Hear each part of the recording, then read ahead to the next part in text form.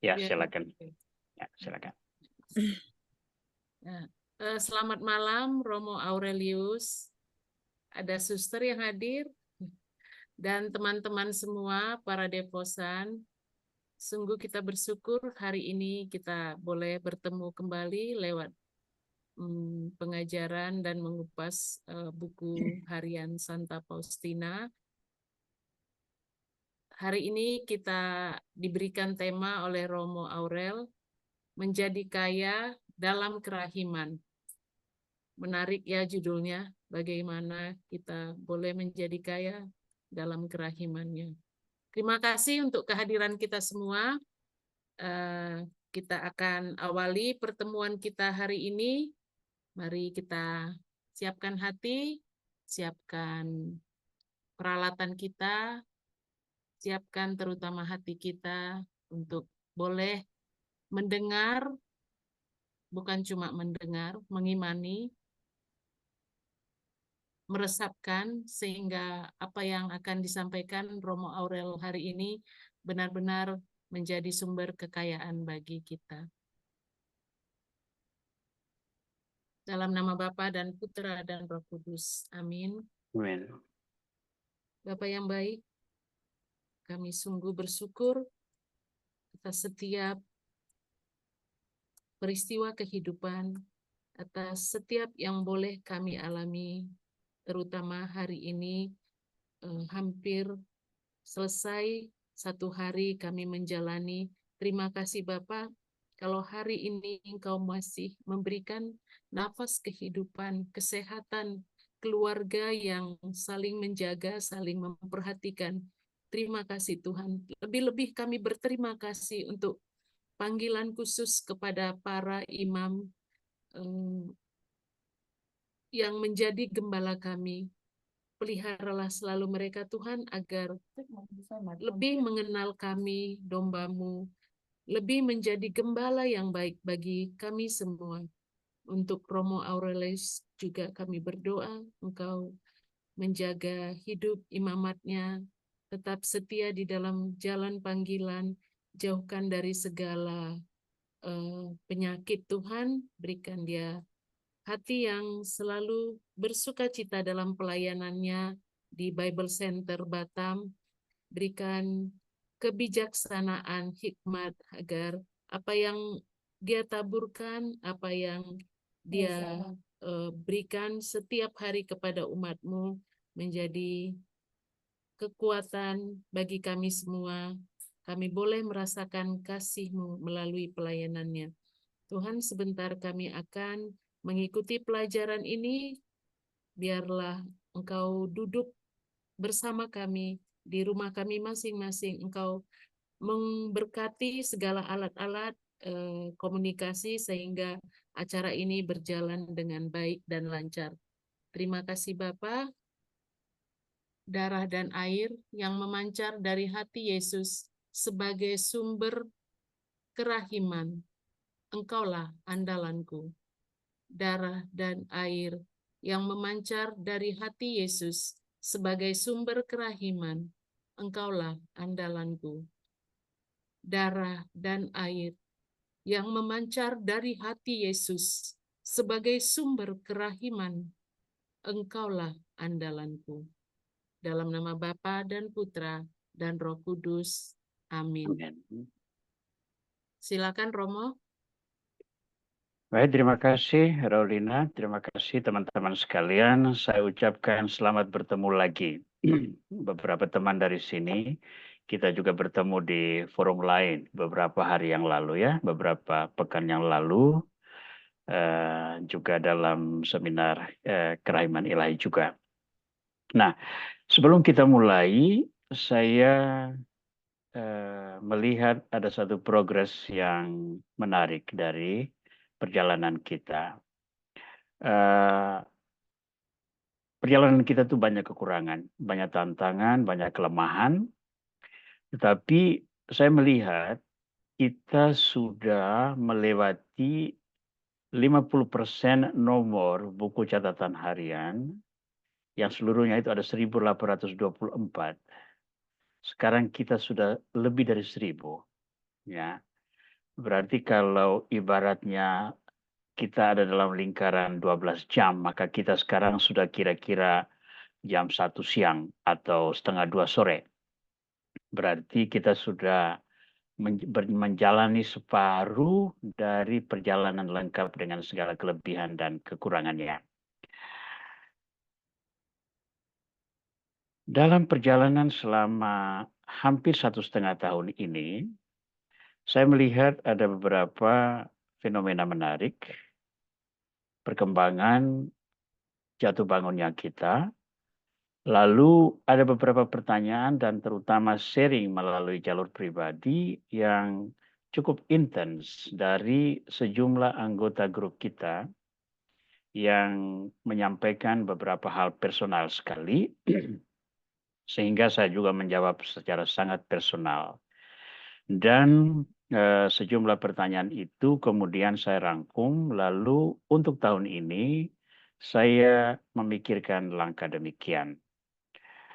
Saya hendak memulai pembahasan malam ini dengan mengangkat satu pertanyaan yang digemakan oleh beberapa dari antara kita. Ya.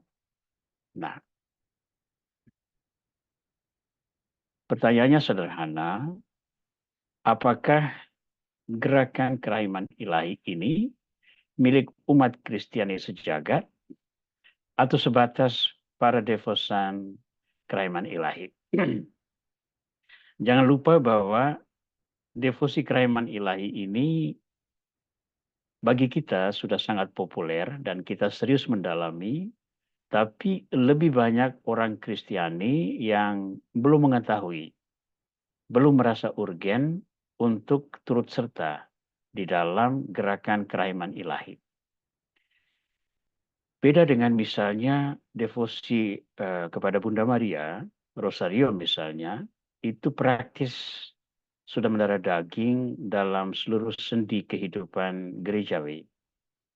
Maka kita masih melangkah jauh untuk bisa mencapai tahapan tersebut, tetapi tanda-tanda sudah menggembirakan, dan itu tentu saja memberi kita keberanian lebih untuk terus berjuang lebih konsisten mempromosikan dan terutama menghayati sebagai bentuk kesaksian kita. Nah, menjawab pertanyaan seperti ini, saya hanya ingin menunjukkan kerangka pemikiran yang melatar belakangi keterlibatan saya di dalam gerakan kerahiman ilahi. Itu kurang lebih demikian.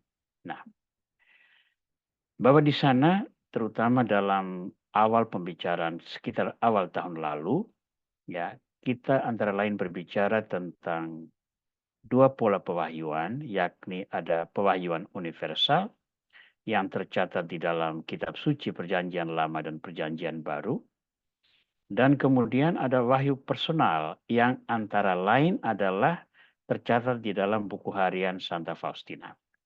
Itu wahyu personal. Nah, untuk dua aspek ini gereja serius menanggapi, ya, baik wahyu universal maupun wahyu personal ini. Karena di dalam gereja sejumlah tokoh seperti Katerina dari Siena, Yohanes dari Salib, itu tulisan-tulisan mereka termasuk Teresia dari Avila atau Teresia kecil, tulisan-tulisan mereka itu memberi warna bagi spiritualitas gereja. Nah, tentang wahyu personal kepada Santa Faustina yang kemudian direkam dan dibukukan dalam buku harian Santa Faustina, dari perpaduan antara dua ini, wahyu universal dan wahyu personal ini kemudian ditanggapi secara serius oleh gereja dan terutama ditampilkan dalam 3 dokumen seperti yang saya tuliskan di kanan bawah ini. Nomor 1 adalah Dives in Misericordia, itu ensiklik dari Paus Yohanes Paulus II.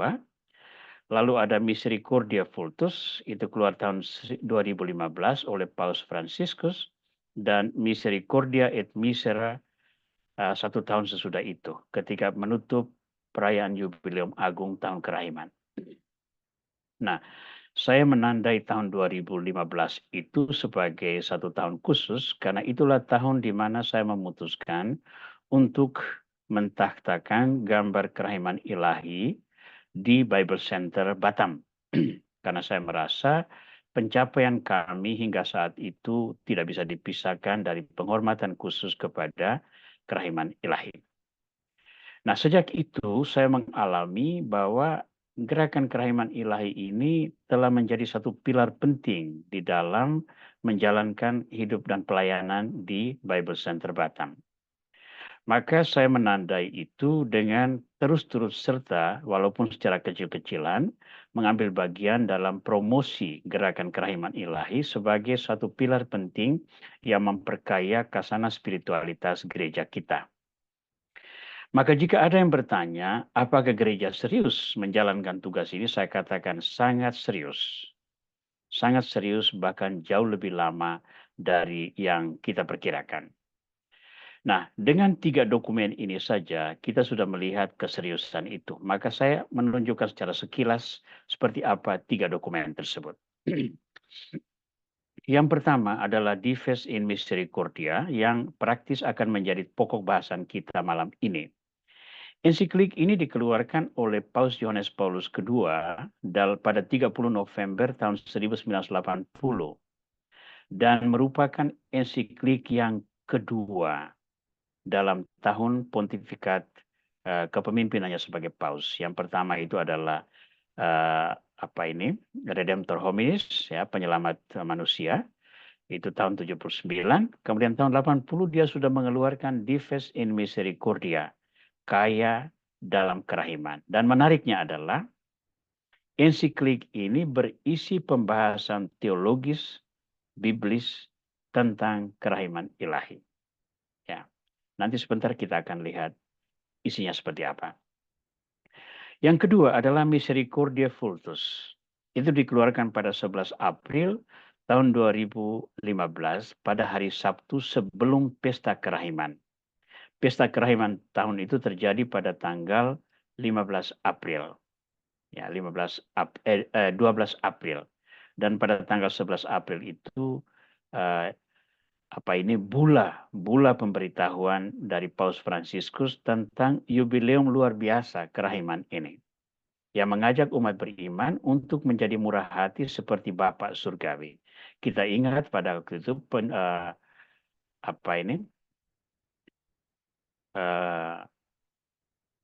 slogan utama adalah Misericordia Sicut Pater, ya, berbelas kasih seperti Bapa. Menjadi orang yang murah hati seperti Bapa. Nah, 1 tahun kemudian ketika kita menutupi tahun jubileum kerahiman itu, antara lain dengan membuka dan menutup pintu kerahiman, saya ingat misalnya di Keuskupan Pangkal Pinang, itu katedralnya itu kecil. Maka dibuatlah pintu kerahiman luar biasa besar di Taman Doa Keuskupan dengan gaya dan arsitektur bergaya Tionghoa. Dan sampai hari ini pintu kerahiman itu masih tetap ada di sana. Itu sudah berdiri selama hampir 10 tahun. Nah, menutupi itu pada tanggal 20 November 2016, Paus Fransiskus mengeluarkan surat apostolik lain tentang kerahiman ilahi yang berjudul Misericordia et Misera. Nah, sesudah melihat 3 dokumen ini, saya mengambil langkah demikian untuk menawarkan kepada grup kita belajar buku harian Santa Faustina. Selama ini kan kita mengikuti dari hari ke hari 3 poin, membaca, merenungkan, menanyakan, memperdalami, menuliskan refleksi dan sebagainya. Ya, itu semua gerakan pengayaan spiritual. Dan pengayaan spiritual itu selalu datang berbeda dari orang ke orang. Kata yang sama, teks yang sama, nomor yang sama, tapi interpretasi selalu berbeda-beda. Ada bagusnya karena dengan itu kita menunjukkan betapa kayanya tanggapan umat beriman terhadap gerakan kerahiman ilahi ini. Tapi pada sisi lain, masing-masing orang bisa berjalan menurut arahnya sendiri, dengan bahaya orang bisa tersesat dan menyesatkan orang lain. Ya. Maka kita perlu juga memahami disposisi gereja di dalam seluruh gerakan ini, disposisi ofisial, disposisi resmi yang berasal dari pimpinan gereja, yang bagi kita itu menjadi semacam pedoman pedoman untuk kemudian kita terapkan dalam hidup keseharian kita menurut konteks dan gaya kita masing-masing. Maka untuk tahun ini, tahun 2024, sesudah 3 bulan berlalu dengan berbicara tentang kerahiman ilahi sebagai denyut jantung kerohanian kita, maka selama tahun ini kita akan mendalami dokumen-dokumen ini dengan aplikasinya. Maka saya memutuskan demikian. Bulan April ini, pengajaran bulan April yang terjadi sekarang, kita akan berbicara tentang Dives in Misericordia. Lalu nanti Mei dan Juni, kita akan menampilkan beberapa topik yang berasal dari Dives in Misericordia, tetapi dalam aplikasi konkret berkaitan dengan catatan-catatan harian buku harian Santa Faustina. Ya. Kemudian Juli nanti kita akan menyentuh Misericordia Vultus, mendalami teks itu sekali lagi, menampilkan pesan-pesannya, untuk kemudian Agustus dan September kita mengambil nilai inspiratif, poin-poin yang merupakan aplikasi penerapan konkret dalam pengayaan hidup spiritualitas kita, selalu dalam kaitan dengan catatan harian Santa Faustina dan Alkitab Gereja Kudus. Ya. Dan akhirnya Oktober kita menyentuh Misericordia et Misera, ya, belas kasih dan penderitaan, yang kemudian nanti kita akan tutup dengan 2 aplikasi atau 2 penjabaran lanjut dalam bulan November dan Desember sebelum kita menutup tahun 2024. Itu rencana konkret. Maka mengapa kita mengambil posisi ini? Supaya kita juga memahami disposisi gereja secara umum. Bahwa ini bukan sekedar gerakan kaleng-kaleng atas interese beberapa orang, tetapi merupakan sebuah kebijakan pastoral dan spiritual gereja universal yang kiranya melecut kita untuk lebih serius memberikan promosi, mengajak teman-teman untuk turut serta di dalam pesiarahan ini. Baik, maka malam ini tema yang saya tawarkan adalah menjadi kaya dalam kerahiman. Tema keempat ini adalah tema keempat tahun 2024. Menjadi kaya dalam kerahiman, mendalami pandangan Santo Yohanes Paulus II dalam ensiklik Dives in Misericordia. Ya. Saya ingin memulai refleksi malam ini dengan mengutip 2 catatan dari buku harian Santa Faustina yang menjadi alasan mengapa saya memilih untuk membahas dokumen Dives in Misericordia sebagai pembelajaran dan penguatan pengetahuan kita tentang gerakan kerahiman. Ya. Catatan nomor 141 yang menurut penafsiran para editor dan saya sendiri, itu terjadi pada tanggal 17 Maret tahun 1937 atau hari-hari sesudah itu. Ya. Apa yang tertulis di sana? Satu kerinduan yang bernyala-nyala akan pesta, ya, pesta kerahiman pada hari Minggu pertama sesudah Paskah ini membakar seluruh jiwaku. Dalam doa yang berapi-api agar pesta itu segera terwujud, aku merasakan sedikit kelegaan. Aku telah memulai 1 novena untuk wujud imam-imam tertentu, agar Allah memberikan kepada mereka terang serta ilham untuk menyetujui pemakluman pesta ini, dan agar roh Allah mengilhami Bapa Suci sehubungan dengan seluruh masalah ini. Ya. Itu dia doakan pada tahun 37, sebuah novena, agar permintaan Yesus, yakni minggu pertama sesudah Paskah atau minggu kedua masa Paskah yang kita sebut sebagai oktav Paskah itu menjadi pesta kerahiman. Ya. Pada waktu itu di Polandia, di kapelanya Santa Faustina, Father Sopokus sudah mulai merayakannya itu. Tetapi belum menjadi sebuah perayaan ofisial.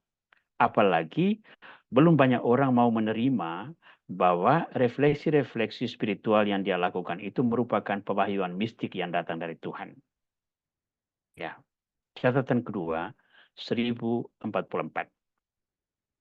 Nah, ternyata pada tanggal 23 Maret tahun 1937, ya, Santa Faustina itu mempunyai sebuah penglihatan. Penglihatannya seperti apa? Tiba-tiba kehadiran Allah mencekam aku, dan serta-merta aku melihat diriku berada di Roma, di kapel Bapa Suci, dan pada saat yang sama aku berada di kapel kami. Dan perayaan Bapa Suci dan seluruh gereja itu terkait erat dengan kapel kami dan dengan cara yang istimewa dengan kongregasi kami. Aku ambil bagian dalam perayaan meriah itu secara serempak di sini dan di Roma, karena perayaan itu begitu erat terkait dengan Roma, sehingga sebagaimana kutulis, aku bahkan tidak dapat membedakan keduanya, tetapi aku sedang menulis sebagaimana aku melihatnya. Aku melihat Tuhan Yesus di kapel kami dipajang pada monstrans pada altar utama. Kapel dihias indah layaknya untuk satu pesta, dan pada hari itu setiap orang yang ingin datang diizinkan masuk. Kalayak sedemikian besar sehingga mata tidak dapat menangkap seluruhnya. Setiap orang ambil bagian dalam perayaan itu dengan sukacita yang besar, dan banyak dari mereka memperoleh apa yang mereka inginkan. Perayaan yang sama diselenggarakan di Roma. Perayaan yang sama diselenggarakan di Roma dalam satu gereja yang indah, dan Bapa Suci bersama semua klerus sedang merayakan pesta ini. Dan kemudian tiba-tiba aku melihat Santo Petrus yang berdiri di antara altar dan Bapa Suci. Aku tidak dapat mendengar apa yang dikatakan oleh Santo Petrus, tetapi aku melihat bahwa Bapa Suci memahami kata-katanya. Ya. Jangan lupa, ini penglihatan pada 23 Maret tahun 1937. Lalu apa yang terjadi? Ini perayaannya pada tanggal 30 April tahun 2000. Ya. Ini lapangan Santo Petrus Roma. Yang memimpin adalah Paus Yohanes Paulus II. Dan perayaan itu sangat berkaitan dengan Santa Faustina, karena pada hari itu Santa Faustina dikanonisasi, digelar orang kudus, dan pada hari itu Paus mengumumkan bahwa hari Minggu kedua masa Paskah atau minggu pertama sesudah Paskah menjadi pesta kerahiman dan masuk dalam liturgi resmi gereja. Jadi harapan dan impian Santa Faustina yang didoakan dari tahun 37 itu terpenuhi pada tahun 2000 oleh Paus yang adalah warga Polandia yang sesudah ditelusuri sejarahnya ternyata memiliki koneksi dengan Santa Faustina dan biara di mana Santa Faustina tinggal dengan cara yang tidak diduga sebelumnya. Mari kita melihat sejenak apa yang terjadi pada Yohanes Paulus II dalam kaitan dengan Santa Faustina. Saya daftar di sini peristiwa-peristiwa penting yang menunjukkan ada hubungan secara tak terduga dengan Yohanes Paulus II dan Santa Faustina yang ketika itu hidup dengan nama Suster Maria Faustina. Tahun 1930-an itu adalah tahun-tahun pewahyuan mistik kepada Santa Faustina terjadi. Dan pada saat itu, Nazi Jerman berkuasa termasuk menguasai wilayah Polandia. Dan Karol Wojtyła yang pada waktu itu masih muda bekerja paksa di pabrik yang terletak di seberang biara tempat kediaman Faustina. Ya, itu tahun 30-an. Tidak dicatat tahun berapa-berapa, tapi disebutkan demikian. Pada tahun 1940, Karol Wojtyła yang waktu itu diam-diam belajar di seminari tinggi karena dilarang oleh pemerintah komunis, ya. Itu pertama kali dia mendengar tentang adanya pewahyuan mistik Santa Faustina dari temannya yang bernama Andreas Deskur. Andreas Deskur ini juga kemudian menjadi imam, uskup, bahkan kardinal. Ya, itu tahun 40. Lalu tahun 46 itu Karol Wojtyła itu menjadi imam. Dan sebagai imam, dia sering berkunjung ke biara dan berdoa. Pada waktu itu Santa Faustina sudah meninggal. Lalu pada tahun 1958 itu dia sudah menjadi uskup. Dan sebagai uskup secara rutin dia meneruskan kunjungan ke biara tempat Faustina berdiam dan berdoa. Dan pada tahun 1960-an ketika menghadiri Konsili Vatikan kedua, Karol Wojtyła menganjurkan ke takhta suci agar Faustina diangkat menjadi orang kudus. Tahun 60-an, itu Karol Wojtyła yang waktu itu menjadi uskup di Polandia, sudah membawa masalah ini ke takhta suci. Ya. Lalu pada tahun 1967, atas anjuran Vatikan, Karol Wojtyła menugaskan uskup auxilier yang bernama Julian Groblicki untuk menghimpun informasi tentang Faustina. Lalu tahun 1968, proses beatifikasi Faustina dimulai. Ya, proses beatifikasi Faustina dimulai. Pada waktu itu, Paus Paulus ke-6. Tidak diduga, tahun 1978, Karol Wojtyła dipilih menjadi Paus Yohanes Paulus II. Itu tahun 78.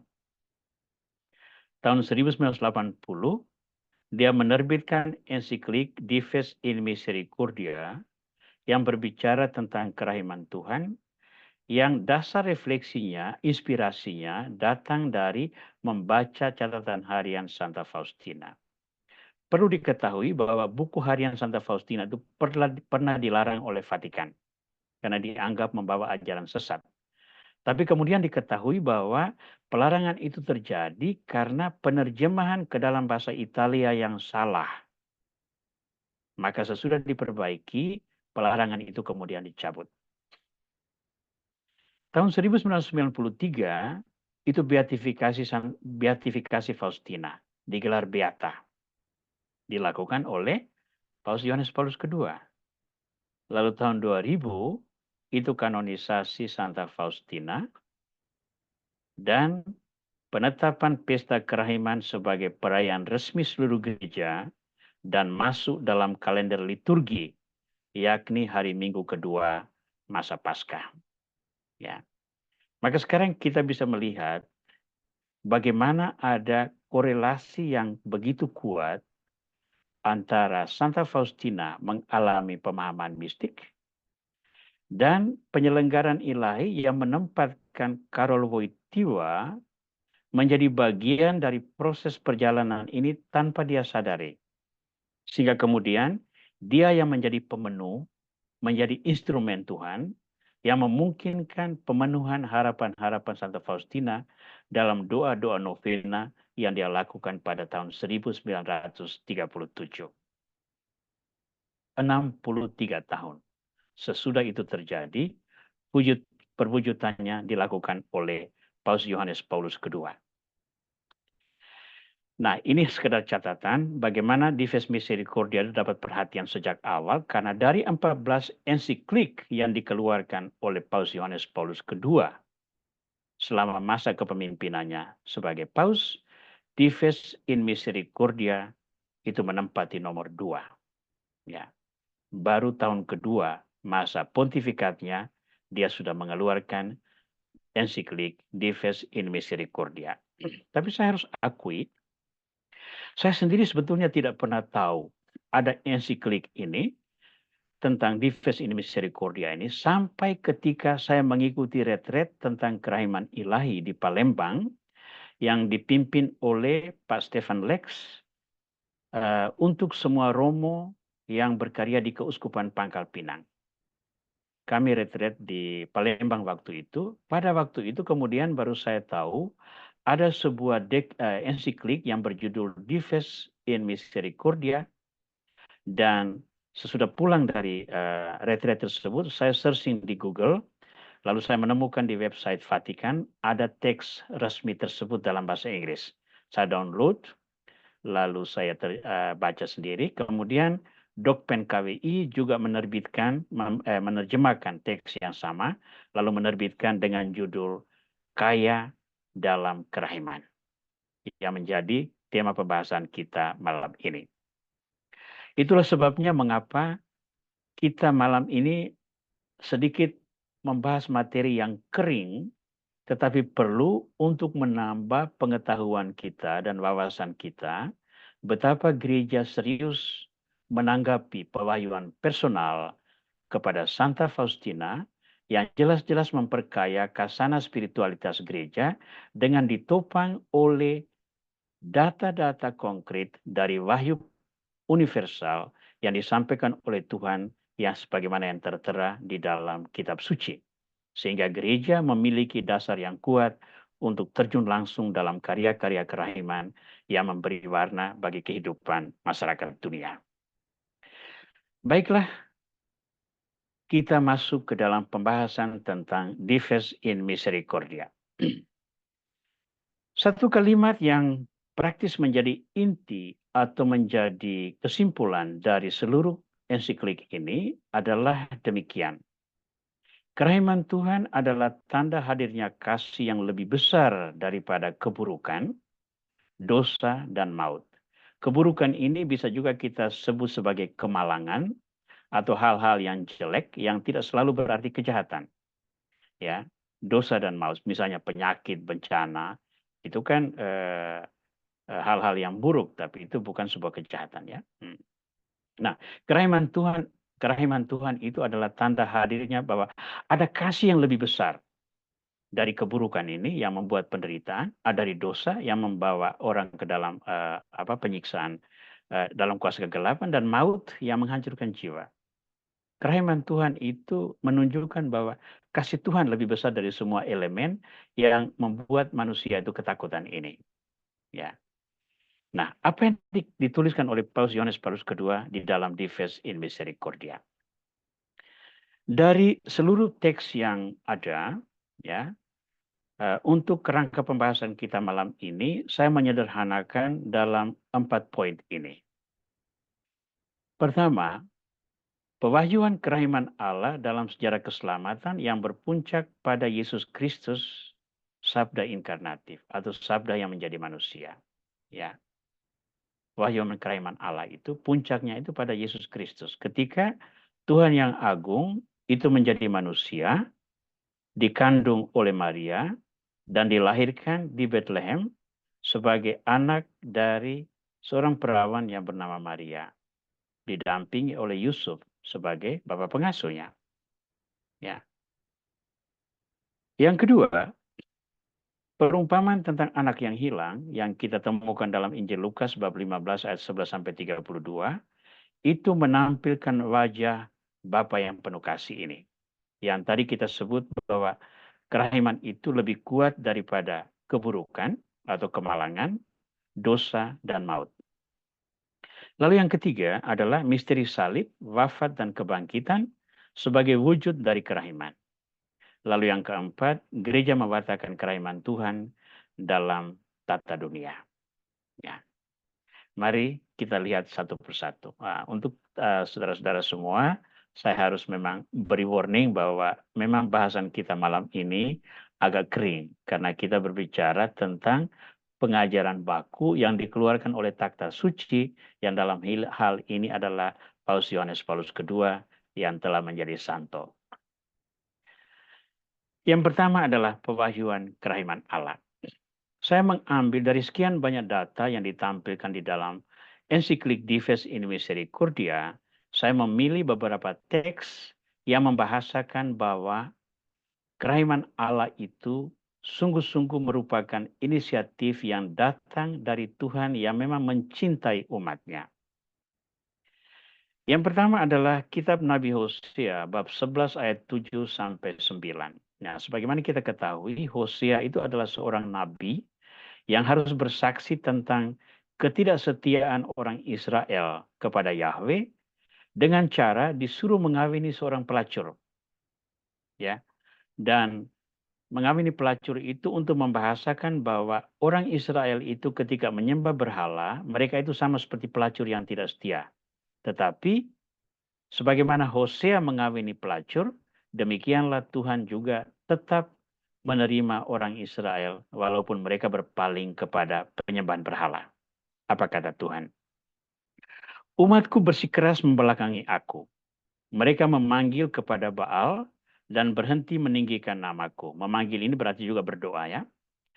Bagaimana mungkin aku mengabaikan engkau, hai Efraim, menyerahkan engkau, hai Israel? Bagaimana mungkin aku mengabaikan engkau seperti Atma, membuat engkau seperti Seboim? Hatiku berbalik dalam diriku, dan belas kasihanku serentak bangkit. Aku tidak akan melampiaskan murkaku yang bernyala-nyala, tidak akan lagi membinasakan Efraim. Sebab aku ini Allah dan bukan manusia yang kudus di tengah-tengahmu, dan aku tidak datang dalam murkaku. Ya. Nah, di sini kita melihat bagaimana Tuhan menunjukkan belas kasih-Nya. Hatiku berbalik dalam diriku, dan belas kasihanku serentak bangkit. Jadi kendati pun orang Israel itu menunjukkan diri sebagai bangsa yang dipenuhi karunia, tetapi selalu tidak setia, Tuhan tetap konsisten mempergunakan bangsa ini sebagai model, baik dalam hal yang benar maupun dalam hal yang tidak benar. Model dalam arti kalau dalam hal yang benar, supaya diteladani, dalam hal yang tidak benar, supaya jangan diteladani. Ya. Nah, apa yang ditampilkan oleh kitab Hosea ini bergema di dalam perjanjian baru. Yohanes bab 1 ayat 18 mengatakan demikian. Tidak seorang pun pernah melihat Allah, namun anak tunggal Allah yang ada di pangkuan Bapa, dialah yang menyatakannya. Nah, sebelumnya ini, dalam kitab Hosea, Tuhan menunjukkan belas kasih-Nya itu melalui hal-hal simbolik, melalui pewahyuannya, melalui Nabi Hosea. Ya. Dalam Yohanes bab 1 ayat 18, itu sudah menjadi real kan dilakukan oleh firman yang menjadi manusia. Semua orang percaya kepada Yahweh, tapi tidak ada seorang pun yang pernah melihat Yahweh. Ya. Namun, belas kasih itu terpenuhi di dalam diri Yesus yang kemudian masuk dan menjadi manusia, karena dia adalah anak tunggal yang duduk di pangkuan Bapa. Dialah yang pernah melihat Allah. Sehingga dalam Injil Yohanes bab 14 ayat 8 sampai 9, dalam dialog sebelum Yesus harus menderita di salib, terjadi demikian. Kata Filipus kepadanya, Tuhan, tunjukkanlah Bapa itu kepada kami. Itu sudah cukup bagi kami. Kata Yesus kepadanya, telah sekian lama aku bersama kamu, Filipus, namun engkau tidak mengenal aku. Siapa yang telah melihat aku, ia telah melihat Bapa. Nah, sekarang coba kita bandingkan sedikit dengan apa yang terjadi dalam perjanjian lama. Bagaimana Tuhan menyatakan diri. Oke? Ketika orang berdosa, Tuhan memusnahkan dunia dengan menurunkan air bah. Ya. Ketika membebaskan orang Israel dari perbudakan Mesir, dia membawa orang Israel melewati Laut Merah. Ya. Ketika menyatakan diri di Gunung Sinai, itu dia menampakkan diri dalam nyala api yang berkobar-kobar di atas Gunung Sinai. Ya. Demikian juga ada banyak peristiwa lain yang membahasakan kebesaran Tuhan yang dahsyat dan tidak terjangkau. Ini yang penting. Dahsyat dan tidak terjangkau. Istilah teologisnya adalah Tuhan yang transenden. Ya. Tapi Tuhan berbelas kasih kepada manusia. Karena andai kata pewahyuan itu terus-menerus dengan cara yang transenden, dahsyat dan tak terjangkau, manusia akan menghormati, patuh, tapi itu karena takut. Itu karena takut. Maka Tuhan mengubah pendekatan itu dengan kalau umat manusia ingin mengenal Tuhan, mereka lihatlah itu menjadi pribadi yang menjadi manusia, yakni Yesus. Siapa yang telah melihat aku, ia telah melihat Bapa. Ya. Maka Tuhan menyederhanakan itu. Kalau sebelumnya penampakan diri Tuhan itu selalu dasar, tak terjangkau. Ada juga di sana sini yang halus dan lembut, ya. Tetapi dominannya adalah dasar dan tak terjangkau. Tuhan menyederhanakan itu dan mengatakan, saya mulai sekarang, sejak adanya Yesus, kamu melihat diriku dalam rupa manusia. Dan ketika Yesus sudah wafat, bangkit dan naik ke surga, Tuhan mewariskan kepada kita tanda-tanda kehadiran dirinya, bukti nyata kehadiran dirinya dalam korban yang selalu kita ungkapkan di atas altar setiap hari, yakni Ekaristi Kudus. Maka siapa yang sebetulnya ingin melihat dan mengalami Tuhan, datang dan hadirilah Ekaristi Kudus. Karena di sana ada nyata tubuh dan darah yang terletak di atas meja altar yang kita sambut untuk menguatkan kerohanian kita dalam rupa roti dan anggur. Rupa roti dan anggur, tapi hakikat tubuh dan darah Kristus, pribadi ilahi. Jadi ada penyederhanaan yang membahasakan kerahiman ilahi. Ya. Nah, di situ kita melihat bahwa ini Tuhan yang berinisiatif. Ya. Daripada susah manusia memahami diriku, aku aja menjadi manusia. Itu kurang lebih analoginya seperti ini. Kalau kita ingin melatih binatang piaraan kita, itu kita yang harus memahami bahasa binatang, karena binatang tidak akan memahami bahasa kita. Hanya sesudah dia percaya pada kita, baru dia menuruti apa yang kita perintahkan sesuai dengan bahasa yang dia mengerti. Ya. Tuhan melihat kita dan dia tidak bisa terus-menerus menyatakan diri dalam cara yang tak terjangkau oleh akal dan perasaan manusia. Maka dia memakai cara yang sederhana. Maka sesungguhnya pribadi Kristus adalah penyederhanaan cara Tuhan menyatakan dirinya. Dan kita boleh mengatakan, begitu besar Tuhan mengasihi kita.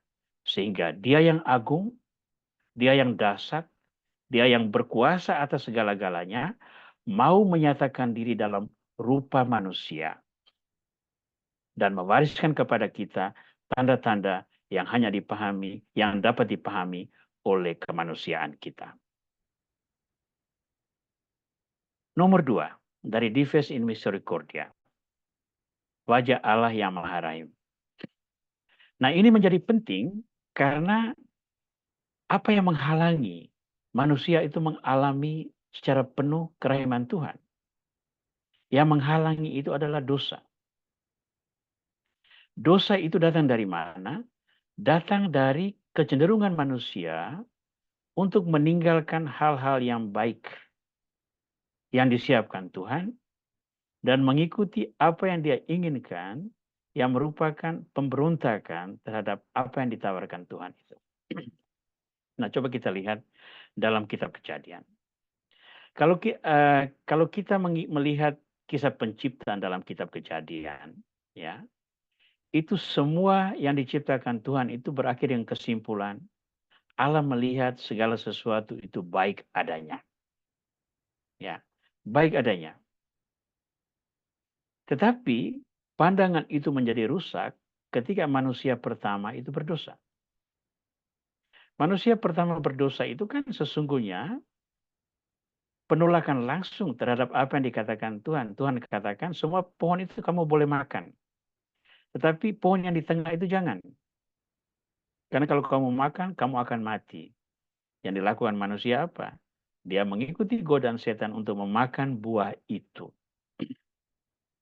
Itu kurang lebih sama seperti apa yang dilakukan orang Israel pada peristiwa Tuhan memberikan 2 loh batu, 10 perintah Allah itu ya. Perintah pertama itu jangan memuja berhala, berbaktilah kepadaku dan cintailah aku lebih dari segala sesuatu. Dosa pertama orang Israel apa? Menyembah anak lembu emas. Jadi manusia dari kebebasannya itu ternyata seringkali memilih untuk melakukan apa yang langsung bertentangan dengan perintah Tuhan. Nah, dalam perumpamaan tentang anak yang hilang, anak yang kecil itu kan memilih untuk pergi dari rumah bapaknya. Lalu di tempat perantauan dia menghabiskan segala yang dibawanya itu lalu hidup dalam kemiskinan. Dia berdosa. Dia menyakiti hati bapaknya.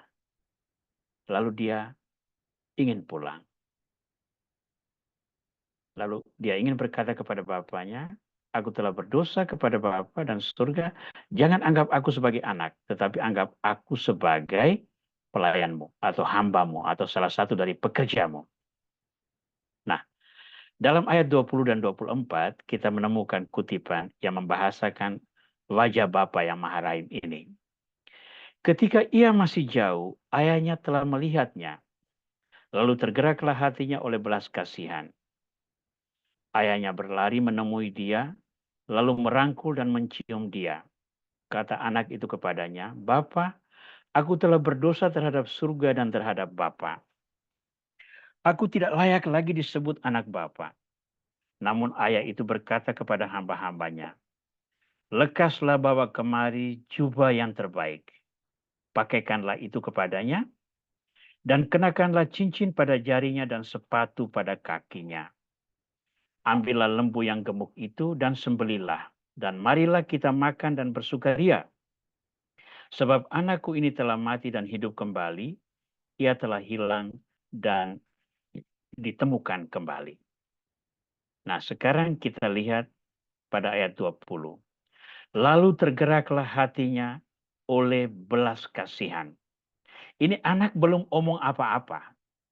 Melihat rupanya dari jauh saja yang kusut, pakaian mungkin compang-camping, rambut awut-awutan, Bapak sudah tergeraklah hatinya oleh belas kasihan.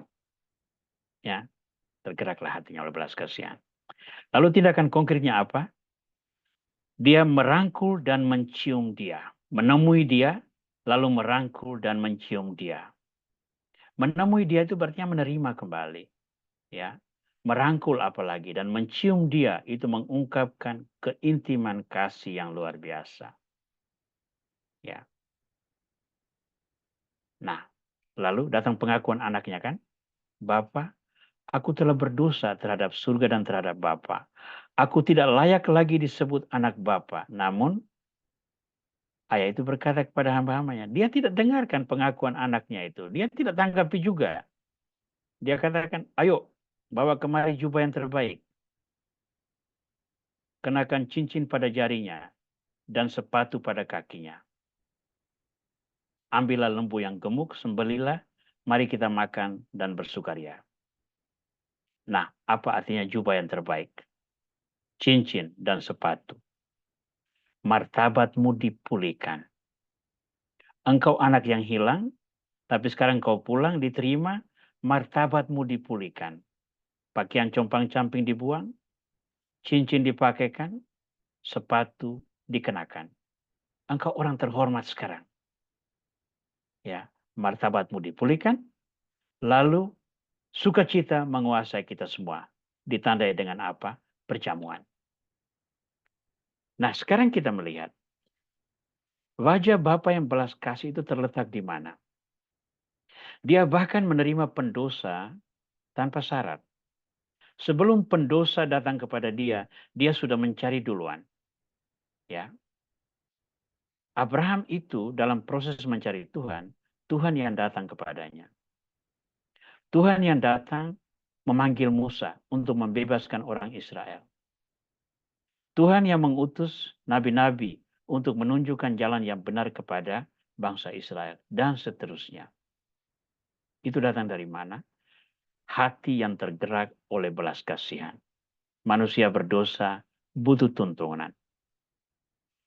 Tapi dalam proses menuntun orang berdosa ini, yang dia lakukan adalah memulihkan martabat manusia. Martabat manusia itu tercemar oleh dosa, maka pengampunan yang datang dari Tuhan itu memulihkan martabat dia, sehingga merestorasi kembali sukacita surgawi sebagaimana yang dialami ketika orang-orang manusia belum berdosa. Ya. Ketika Adam dan Hawa hidup di Taman Eden sebelum berdosa, yang ada itu hanya sukacita surga. Dosa mengubah semua, pengampunan merestorasi kembali martabat manusia yang terluka dosa itu, sehingga sukacita surgawi kembali dipulihkan. Ya. Ingat, pada waktu Yesus disalib, dia berkata kepada penyamun yang bertobat, hari ini juga engkau akan ada bersama aku di dalam taman Firdaus. Itu berarti apa? Sukacita surgawi dipulihkan karena jiwa yang bertobat memang layak untuk masuk ke dalam taman Firdaus. Ini wajah Bapa yang Maha Rahim. Ya. Nah, yang ketiga, sengsara, wafat, dan kebangkitan sebagaimana sebagai wujud kerahiman yang lebih kuat dari dosa dan maut. Ini pokok ketiga yang saya catat dari ensiklik Dives in Misericordia. Ada beberapa kutipan yang saya ambil dari kitab suci untuk mengilustrasi ini. Yesaya 53 ayat 5. Akan tetapi dia ditikam karena pemberontakan kita, dia diremukkan karena kejahatan kita. Hajaran yang mendatangkan damai sejahtera bagi kita ditimpakan kepadanya, dan karena bilur-bilurnya kita disembuhkan. Nah, perhatikan kata-kata terakhir ini. Karena bilur-bilurnya kita disembuhkan. Ya. Yesus menderita, tetapi oleh penderitaannya itulah manusia diselamatkan. Nabi Yesaya sudah membahasakannya itu dalam ramalannya. Karena bilur-bilurnya kita disembuhkan. Ya. Coba baca itu kesaksian James Claville dari pemeran Yesus dalam film The Passion of Christ itu. Ketika adegan cambuk dibuat itu punggung dia kan dilapisi dengan kertas gabus, gabus yang biasanya kita pakai untuk melindungi barang-barang elektronik dalam kardus itu. Jadi dilapisi, diberi warna persis sama dengan kulit. Itu yang dicambuk. Tapi dia cerita, ada cambuk yang lolos menghantam bagian samping dirinya itu. Dan itu dia bilang, kesakitan yang luar biasa. Itu hanya satu cambuk yang kena. Coba bayangkan, Yesus mengalami cambukan itu. Ya. Berkali-kali di punggungnya. Ya. 2 Korintus bab 5 ayat 21, Santo Paulus menuliskan demikian. Dia yang tidak mengenal dosa telah dibuatnya menjadi dosa karena kita, supaya dalam dia kita dibenarkan oleh Allah. Sekali lagi, sengsara, wafat itu ternyata wujud kerahiman Tuhan agar manusia diselamatkan. Kita teruskan. Yohanes bab 3 ayat 16. Karena begitu besar kasih Allah akan dunia ini, sehingga ia telah mengaruniakan anaknya yang tunggal, supaya setiap orang yang percaya kepadanya tidak binasa, melainkan beroleh hidup yang kekal. Ini teks sangat sering saya kutip dalam berbagai ceramah, baik dalam Zoom online maupun dalam pertemuan-pertemuan tatap muka. Kenapa? Karena di sini sangat nyata belas kasih Tuhan itu. Agar orang yang percaya tidak binasa, melainkan beroleh hidup yang kekal, maka Tuhan mengaruniakan anaknya yang tunggal. Mengapa demikian? Karena Tuhan berbelas kasih kepada manusia yang berdosa ini. Yohanes 19:25-27 itu memberi dimensi yang agak lain yang membahasakan devosi Santo Yohanes Paulus II kepada Bunda Maria.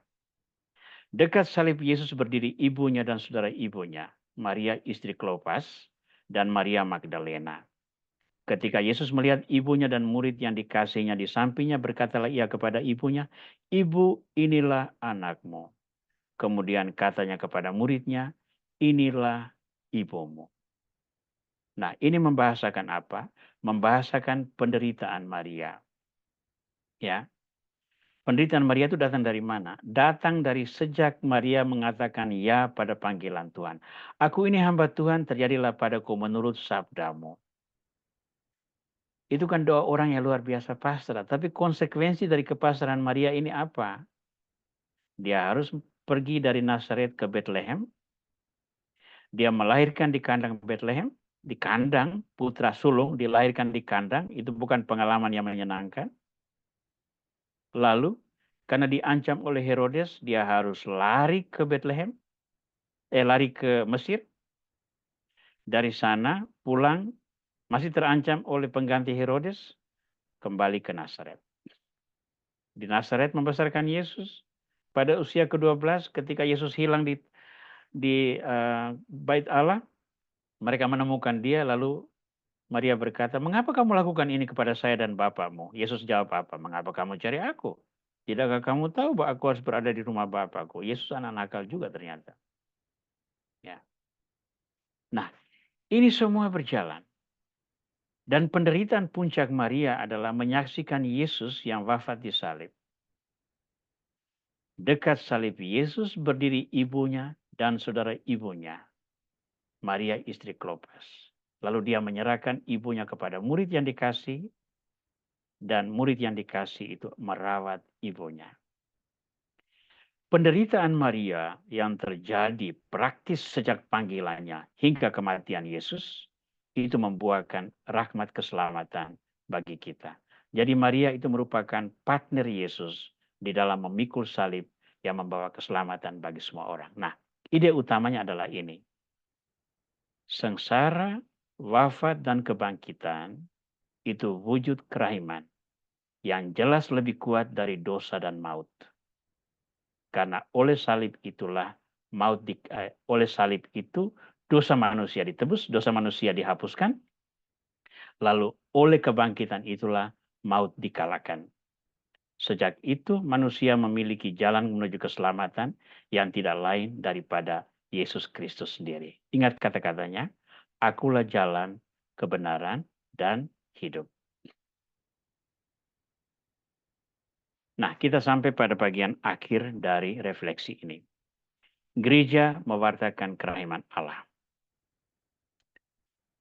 Nah, di akhir dari ensiklik Dives in Misericordia, Paus Yohanes Paulus II menggarisbawahi beberapa poin yang pada hakikatnya mendorong seluruh gereja untuk mewartakan kerahiman Allah. Ada 4 poin yang merupakan penekanan Santo Yohanes Paulus II bagi karya pewartaan gereja tentang kerahiman Allah. Yang pertama, hendaklah gereja menyadari bahwa dia mewarisi belas kasih Allah turun-temurun. Ya. Belas kasih Allah itu terus-menerus diberikan kepada umat manusia, bahkan sejak manusia pertama berdosa. Ya. Nah, ingat bahwa manusia pertama sesudah berdosa itu Tuhan tidak membinasakan Adam dan Eva lalu menciptakan manusia baru, tidak. Tuhan memang mengusir mereka dari Taman Eden, tetapi dia menempatkan mereka di sebelah timur Taman Eden dan membiarkan mereka hidup. Walaupun untuk itu mereka harus berjuang. Dia juga menganugerahkan keturunan kepada mereka. Ada Kain dan Abel, kemudian ada Set. Lalu dalam sejarah, ketika sejarah keselamatan, Tuhan selalu melihat dosa manusia dan berkeinginan untuk membinasakan. Tetapi selalu ada pengecualian. Dalam peristiwa air bah, yang dikecualikan siapa? Keluarga Nuh, yang menurut Tuhan hidup lurus di hadapan dia. Pada peristiwa Sodom dan Gomora, ketika 2 kota itu dihancurkan, siapa yang dibebaskan? Keluarga Lot. Ya. Ketika anak-anak sulung di Mesir harus dibunuh atas perintah Firaun Mesir, siapa yang dibebaskan? Musa. Ya. Selalu ada belas kasih seperti ini. Ya. Maka kita melihat bahwa ada benang merah yang begitu kuat melekat pada seluruh sejarah keselamatan sejak awal manusia berdosa hingga akhirnya Kristus datang menyempurnakan keselamatan itu, lalu mewariskan tugas mewartakan keselamatan itu kepada kita. Maka kita meneruskan benang merah itu sampai akhir zaman. Selama masih ada gereja Kristus, benang merah kerahiman akan selalu ada di dalam kehidupan gereja. Poin kedua, gereja perlu mengimani dan mewartakan belas kasih Allah. Ya. Kristus sebelum naik ke surga memberikan perintah kepada para murid agar pergi mewartakan Injil, membaptis orang-orang dalam nama Bapa, Anak, dan Roh Kudus. Itu perintah Injil, perintah Yesus. Tapi apa yang dibuat oleh jemaat perdana sesudah Pentakosta? Mereka berhimpun, mendengarkan pengajaran para rasul, rajin berdoa, berbagi rezeki setiap hari, lalu mengimani menikmati hubungan yang indah dan saling meneguhkan satu sama lain dalam jemaat perdana itu. Tapi mereka tinggal di Yerusalem. Sementara Tuhan mengatakan, pergilah dan wartakanlah Injil kepada semua bangsa. Kamu tidak bisa mewartakan Injil dengan tinggal terus-menerus di Yerusalem. Maka apa yang terjadi? Penganiayaan. Paulus sendiri turun tangan itu ikut menganiaya. Maka semua orang melarikan diri. Nah, dalam pelarian inilah proses pewartaan itu terjadi. Maka penganiayaan itu tidak menyenangkan, tetapi membawa berkat. Maka kita juga bisa mengatakan bahwa di sini ada belas kasih Tuhan dalam rupa salib. Ya. Nah, gereja perlu mengimani ini dan mewartakan belas kasih yang selalu melekat. Jadi, walaupun rupanya itu adalah penderitaan yang menyakitkan, tetap ditemukan nilai-nilai belas kasih yang membawa keselamatan tersebut. Poin keempat, gereja terus berupaya melakukan kemurahan hati. Ini banyak karya-karya sosial, karya-karya bagi kaum miskin, karya-karya seperti membela keadilan, menegakkan kebenaran, mengupayakan restorasi lingkungan hidup, dan berbagai gerakan-gerakan yang kita inisiasi untuk menunjukkan komitmen gereja untuk melayani kaum miskin. Di Indonesia ini ada beberapa hal yang boleh kita banggakan. Nomor satu adalah karya pendidikan. Nomor dua adalah walaupun tiap kali kita harus ribut dengan sekolah-sekolah Katolik karena biayanya seringkali kelewat tinggi, ya. Lalu ada karya kesehatan, ya. Memang sekarang undang-undang kesehatan seringkali tidak lagi memberi kita ruang gerak. Tapi zaman dulu gereja-gereja menyelenggarakan klinik-klinik, puskesmas, pengobatan untuk masyarakat-masyarakat pinggir yang tidak terjangkau oleh program negara. Ya. Lalu karya sosial karitatif, panti asuhan, membantu orang-orang yang berkekurangan, program PSE misalnya, itu merupakan cara-cara kita secara langsung melakukan karya kemurahan hati. Memang di samping kita ada banyak juga orang lain, LSM, kelompok-kelompok umat beragama lain. Semua melakukan demi kemanusiaan. Bagi kita, melakukan karya kemurahan hati ini bukan semata-mata wujud cinta kita kepada kemanusiaan, tetapi merupakan penjabaran langsung perintah Tuhan yang mencintai umat manusia. Dan yang terakhir, Sri Paus Yohanes Paulus II mendorong gereja untuk selalu berdoa memohon belas kasih Tuhan. Nah, sekarang kita perhatikan. Santa Faustina ketika menerima pewahyuan mistik tentang belas kasih yang membuat dia digelari sebagai Rasul Kerahiman Ilahi, itu terjadi pada masa Perang Dunia Kedua. Pada masa pemerintah Nazi Jerman sangat menindas banyak bagian, banyak negara, banyak etnik, kamp-kamp konsentrasi dan sebagainya. Pada saat yang sama juga pemerintah sesudah kematian Santa Faustina, ada juga perang Asia Timur Raya ketika Jepang menjadi agresor dan menjajah dan menindas banyak pihak di kawasan kita ini.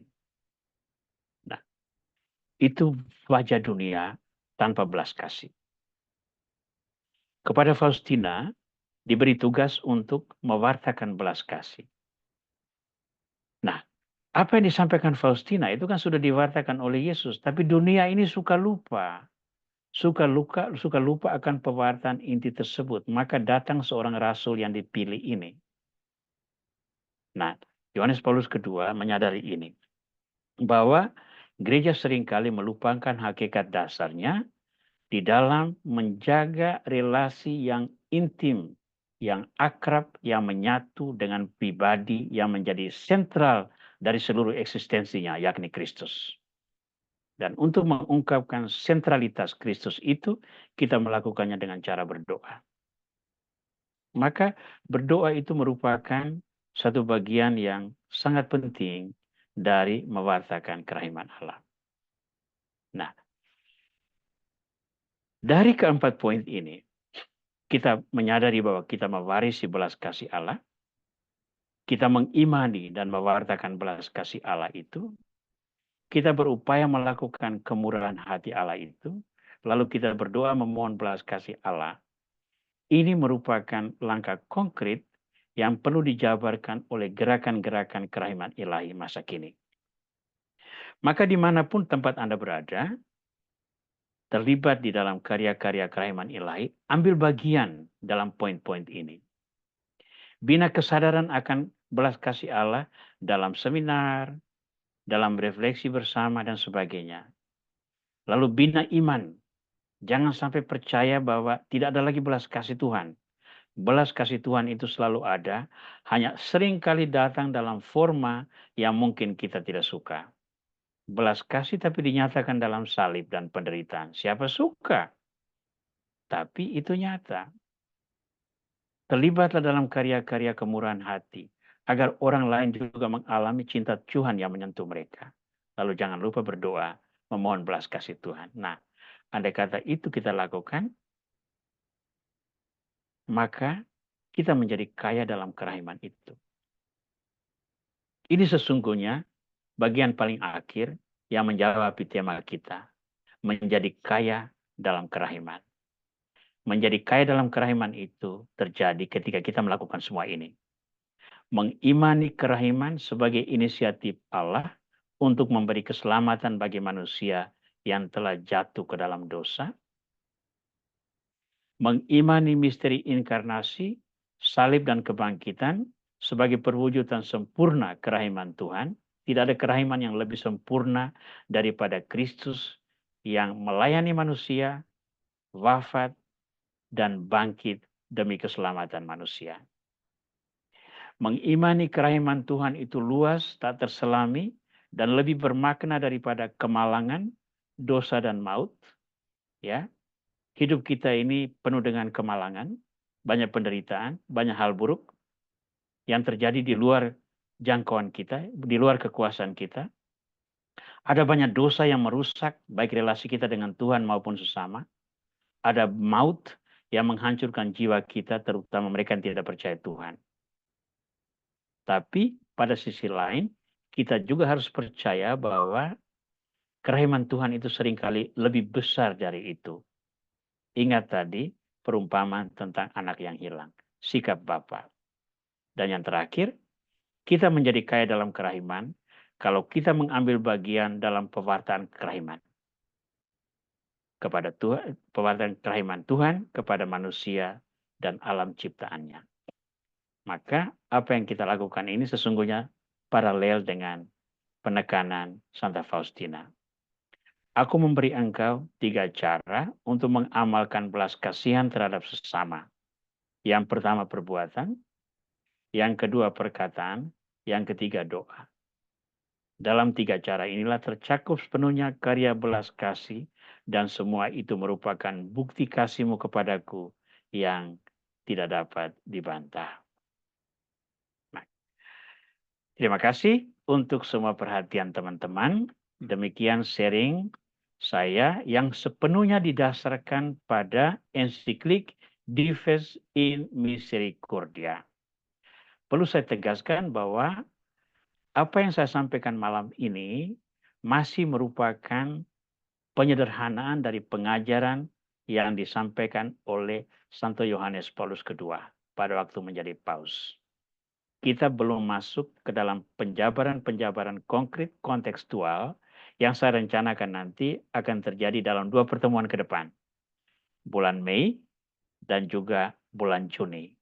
Jadi selama 3 bulan ini kita terikat pada Dives in Misericordia dalam teori dan juga dalam aplikasi konkret yang akan kita bahas dalam Mei dan bulan Juni nanti. Sebelum kita akan melangkah kepada 2 dokumen lain lengkap dengan aplikasi-aplikasi konkretnya. Baik, terima kasih untuk semua perhatian. Semoga apa yang saya sampaikan bisa mendorong saudara-saudara untuk sendiri belajar. Nanti saya akan share dokumen tersebut. Bisa dicari di Google, di Dokpen KWI, dengan judul Kaya dalam Kerahiman, dokumen gereja. Nah, di situ bisa download sendiri. Tapi saya juga nanti akan kirim itu dalam bentuk PDF, dokumen yang memuat 2 dokumen, yakni Dives in Misericordia dan Misericordia Vultus, serta yang ketiga nanti adalah Misericordia et Misera. Ya, saya kembalikan dulu kepada Raulina untuk masih ada 20 menit untuk kita bisa mendalami tema-tema kita malam ini. Ya, terima kasih Romo Aurelius.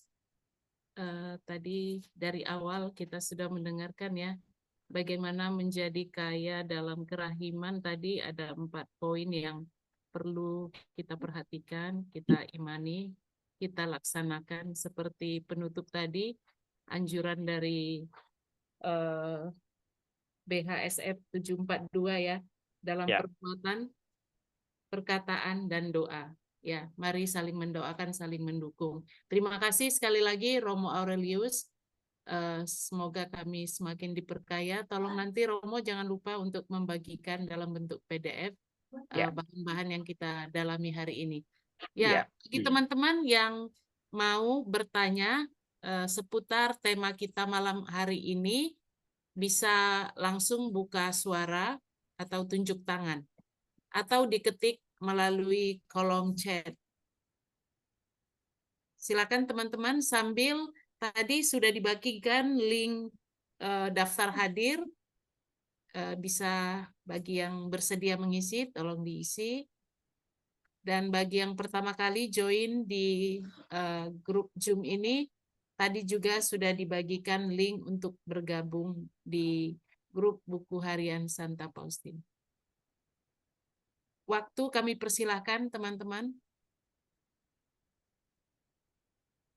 Mungkin ada yang mau bertanya, saya persilakan. Memang seperti tadi yang saya katakan bahwa refleksi malam ini memang cenderung menjadi kering karena kita membahas sebuah dokumen.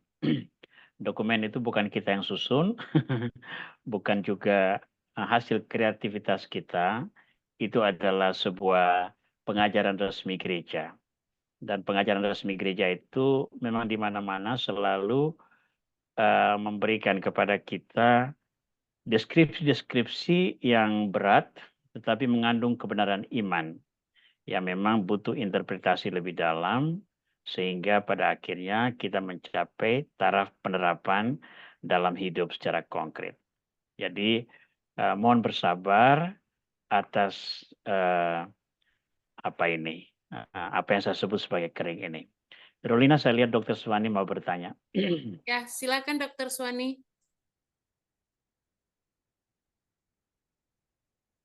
Terima kasih Bu Rolina. Selamat malam Romo. Selamat malam Bu. Terima kasih sekali atas penjelasan tentang ensiklik ini dan sebagai penghantar teologis untuk dasar kita memahami kerahiman ilahi. Romo, izin bertanya Romo ya. Iya. Mengenai Dives in Misericordia. Ya. Saya hanya ini mengenai poin keempat. Ya, yaitu mengenai apa sebagian isi dari Dives in Misericordia, ya, yaitu gereja mewartakan kerahiman Allah. ya, Ada 4 poin di situ. Gereja mewarisi belas kasih Allah turun-temurun, gereja mengimani dan mewartakan, dan gereja berupaya melakukan kemurahan ilahi dan berdoa untuk mempermohon belas kasih Allah. Pastor, jadi dalam hal ini sebenarnya kerahiman ilahi itu sudah ada sejak awal. Ya. Jadi bukan suatu gerakan yang muncul karena buku Faustina ini. ya, ya, Dan yang kedua, bahwa gerakan, boleh saya mengatakan gerakan ya, gerakan kerahiman ilahi ini sebenarnya adalah milik gereja. Dengan ditetapkannya pesta kerahiman ilahi dalam kalender liturgi. Jadi sebenarnya ini sudah menjadi milik gereja. Ya. Kira-kira benar kayak Romo? Betul. Ada ensiklik dan teologis. Nah, mengenai poin keempat nih. Gereja mewartakan kerahiman Allah. Pengertian gereja. Apakah ini suatu institusi dengan hierarki mulai dari paus, kardinal, uskup, terus sampai ke bawah, atau dinyatakan suatu gereja dalam kumpulan umat beriman, di mana gereja adalah tubuh mistik Yesus. Sebab begini, Romo, ada orang mengatakan saya ini devosan kerahiman ilahi, dan ditanya, itu kamu pakai spiritualitas apa? Dan kemudian apa dasarnya? Dan sebagainya. Dan kemudian ada orang, saya harus mewartakan kerahiman. Maka sudah dapat pengutusan khusus dari uskup dan sebagainya. Dan ada orang yang bilang, saya cuma berdoa karena koronkas gitu, saya tidak mau masuk dalam suatu komunitas kerahiman ilahi. Dan ada banyak macam. Apakah gereja, kalau ini serius dan benar, apakah dalam suatu itu ada suatu struktur organisasi seperti OFS barangkali ya, Ordo Fransiskan Sekuler. Jadi di sana ada Ordo Divine Mercy, sehingga semua orang bisa masuk gitu. Atau bagaimana? Atau Romo mempunyai pengetahuan lebih banyak atau lebih ini. Supaya waktu saya pergi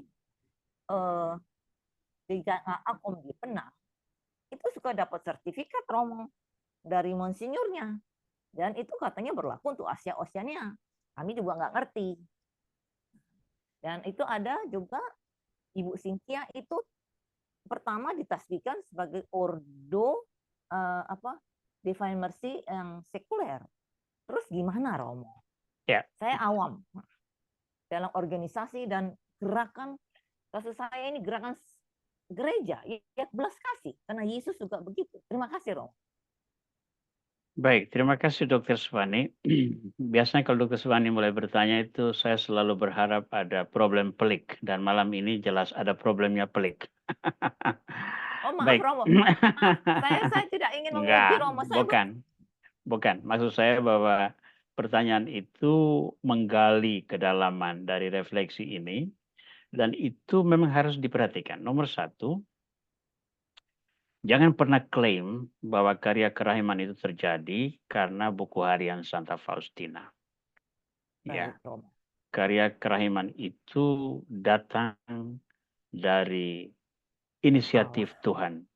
Ya, Tuhan menganugerahkan belas kasih sejak manusia pertama berdosa. Nah, tapi seperti yang saya katakan tadi, karya yang didesain dengan begitu bagus dalam tata urutan logis dengan berpuncak pada kebangkitan Yesus itu diwartakan oleh para rasul, gereja perdana hingga semua hari ini, itu kan terus-menerus ditantang. Terus-menerus ditantang oleh berbagai pihak lain, kegelapan dan agen-agennya.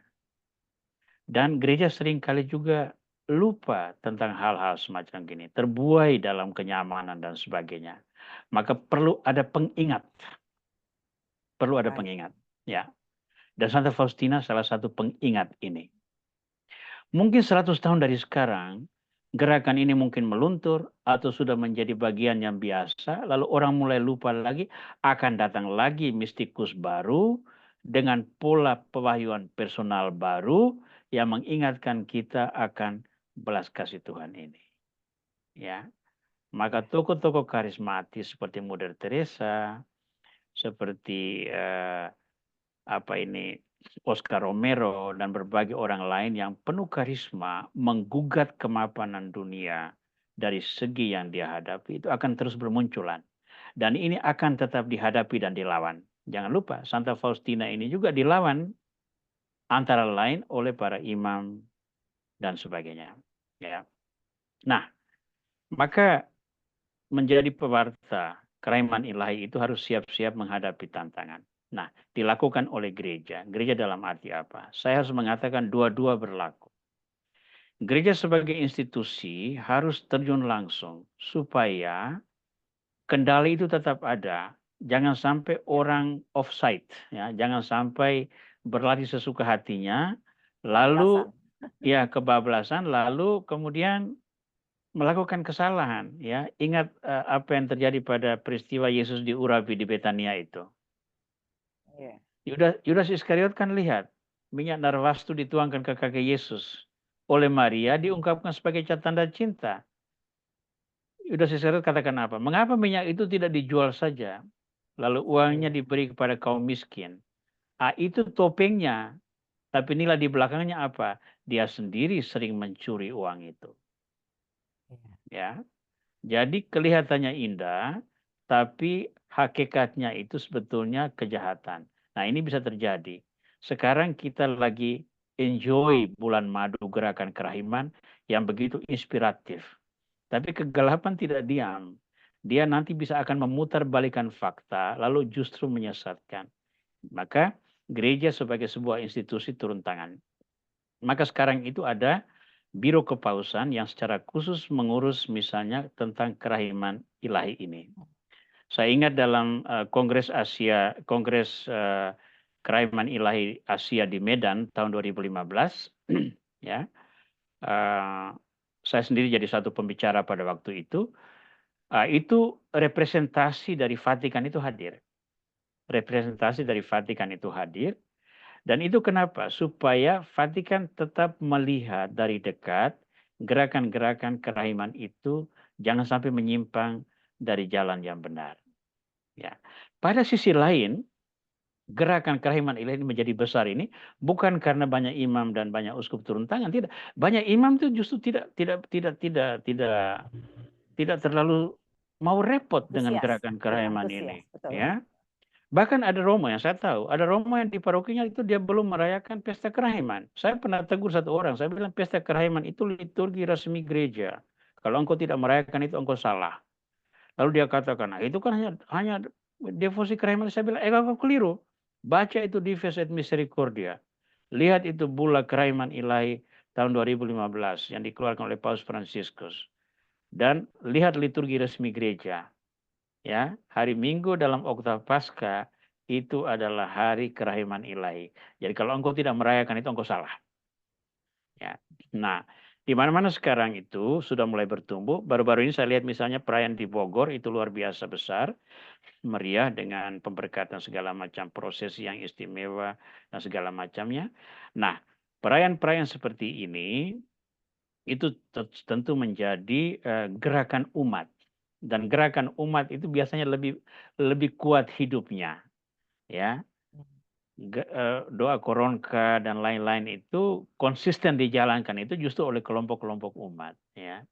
Perkumpulan kerahiman ilahi, doa jam kerahiman itu yang lebih konsisten menjalankan itu justru umat yang merasakan berkat langsung kerahiman ini. Maka dua arah ini saling melengkapi. Sebagai institusi, gereja memberikan pedoman. Bukan untuk mengekang, tapi menjaga jangan sampai orang salah kaprah. Pada sisi lain, Gerakan umat harus dibiarkan cukup hidup dan berkreasi. Tentu harus ada pendamping rohani yang baik. Sehingga mereka tidak menjadi seperti Yudas Iskariot tadi itu. Jualah minyak narwastu itu agar uangnya diberikan kepada orang miskin. Tapi tujuannya bukan itu. Itu kata-katanya. Tujuannya dia sering mencuri uang itu. Nah, dalam karya kerahiman juga salah kaprah ini bisa ada. Ketika orang terlibat aktif, tapi agendanya bukan demi kerahiman pribadi, tetapi misalnya demi popularitas, demi network, demi agenda lain yang sebetulnya sampingan, tapi dapat keluar dari keterlibatan di dalam gerakan kerahiman. Saya kasih contoh lain yang bukan berkaitan dengan gerakan kerahiman, tapi untuk mengilustrasi bahwa sesuatu yang luhur itu bisa disalahgunakan. Ya, ada seorang eksfrater yang tahu sendiri kan, eksfrater itu studi filsafat teologi, itu keterampilan kerja itu sangat minim. Maka melamar kerja yang butuh profesionalisme itu sulit sekali. Lalu dia aktif dalam doa di lingkungan, pimpin doa, komunikasi dengan orang, dan di lingkungan itu banyak juga orang-orang pebisnis-pebisnis yang punya usaha, lalu bertanya kepada dia kan, kerja di mana? Oh, belum ada kerja gini. Lalu dia pun ditolong untuk menemukan kerjanya. Sesudah dia dapat kerja, dia berhenti aktif di KBG-nya itu. Kenapa? Karena tujuan dia terlibat aktif di dalam doa-doa lingkungan itu bukan karena dia mau kudus atau menolong orang, dia mau cari kerja. Ya. Nah, agenda seperti ini bisa terjadi dalam gerakan kerahiman dan itu yang harus kita hindari. Pegang pada nilai dasar, semuanya terjadi agar orang mengalami belas kasih Tuhan melalui karya saya. Baik itu dalam kata-kata yang meneguhkan, menghibur, memberi inspirasi, dalam doa agar belas kasih Tuhan dicurahkan kepada orang-orang itu karena saya sendiri tidak mampu melakukannya. Dan yang ketiga dalam karya konkret. Karya konkret ini yang sebetulnya konkretisasi rahmat dalam bentuk nyata. Ya, karya konkret. Jadi ketika orang lapar diberi makan, orang yang diperlakukan tidak adil dibela, orang yang pokoknya macam-macam lah karya kerahiman yang bisa kita lakukan. Dan itu bisa dilakukan oleh siapa saja yang membutuhkan komitmen kita. Tapi sekali lagi di akhir hari, agar orang yang menjadi sasaran pelayanan mengalami belas kasih Tuhan yang jauh lebih besar dari kemalangan, yang jauh lebih besar daripada dosa, dan yang jauh lebih besar daripada maut. Seperti digariskan oleh Santo Yohanes Paulus kedua tadi itu. Baik, begitu dulu Dr. Swani penjelasan saya. Terima kasih Romo. Ya, baik. Saya paham. Ya. Tapi Ya. mungkin dengan Gimana, katanya Dr. nanti Swani? next. Ya. Ya. Cukup, Rolina, cukup kita juga memuaskan ya penjelasan Romo. Makasih Iya, Romo. terima kasih. Makasih Bu Swani atas pertanyaannya. Aku juga semakin dimengertikan, semakin lebih paham. Ya, kita beri kesempatan satu pertanyaan lagi buat Ini teman-teman yang ada- mau bertanya. Ada yang dari Pak Frans Dharma itu sudah ada di chat, Rolina. Iya. Apakah kerahiman ilahi hanya sebatas devosi atau keharusan secara liturgi, Ya. sedangkan istilah devosi itu tidak wajib? Ya. Tanda tanya. Baik. Menghormati kerahiman ilahi dalam liturgi itu sudah bersifat wajib. Ya. Jadi perayaan kerahiman ilahi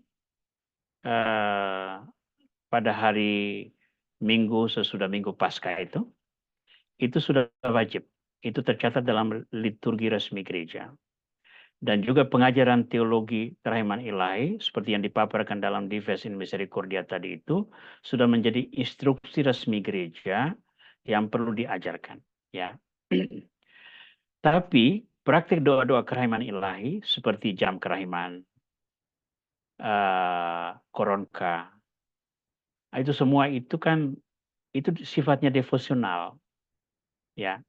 Jadi itu boleh dilakukan, boleh tidak. Itu kurang lebih sama seperti doa rosario. menghormati Maria sebagai Maria Bunda Allah, Maria yang dikandung tanpa noda. Itu adalah perayaan-perayaan pengajaran wajib, dogma wajib yang perlu didalami dan diimani.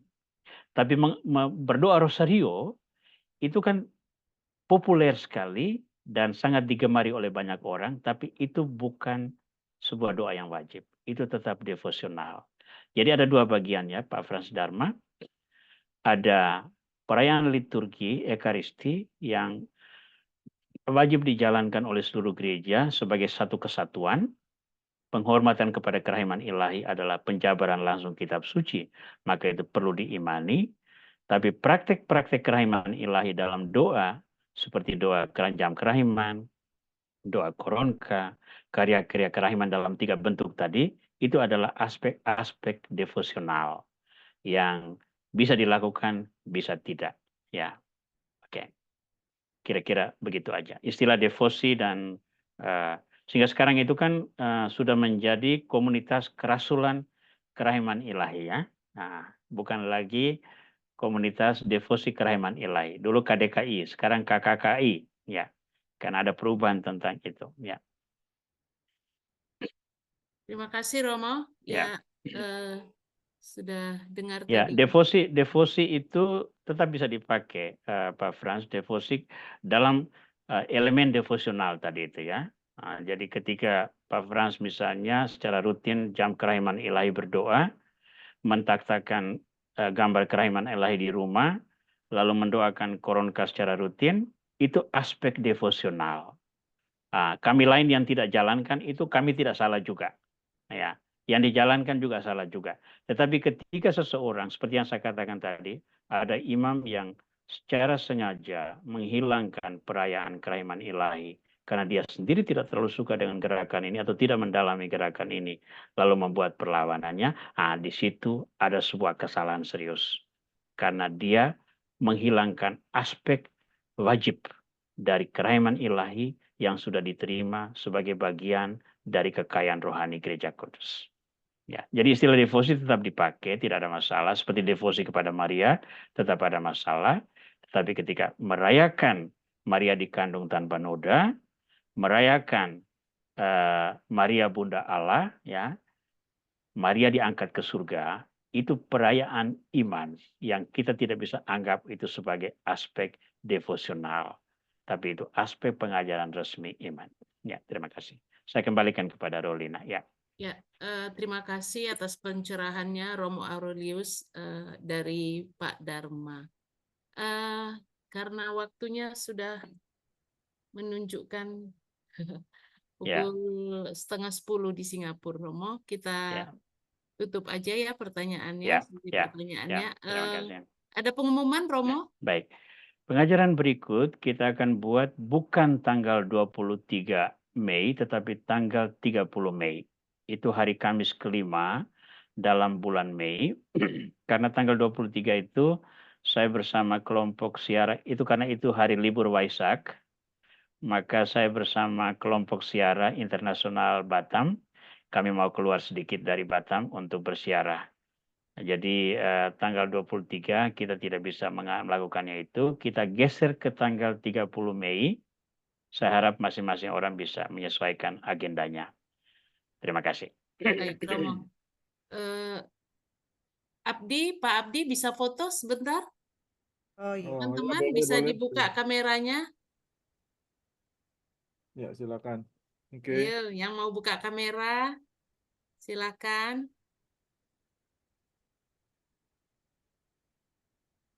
Oke, siap. Yeah.